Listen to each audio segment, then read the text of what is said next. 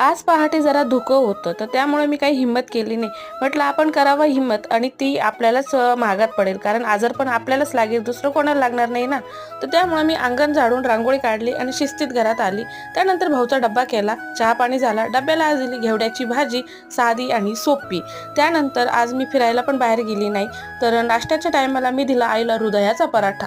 तसा तो मेथीचाच होता. म्हटलं जरा वशिले भाजी करू, जरा वेगळं काहीतरी करून. तर आई म्हणे लागा कामाला आता. तर त्यानंतर नाश्ता झाल्यानंतर बहुगुणी हिवाळ्यातील खजिना काढला मी.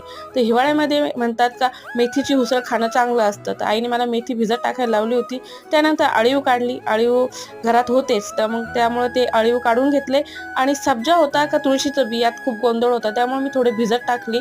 आणि बाकीची सगळी कामं झाल्यानंतर चेक केलं तर ते तुळशीचे बी होते, कारण सब्जा जास्त फुगतो. आणि त्यानंतर दुपारी मी बनवले अळीवचे लाडू. आणि याची संपूर्ण रेसिपी माझ्या रोहिणीज होम लाईफवर असेल.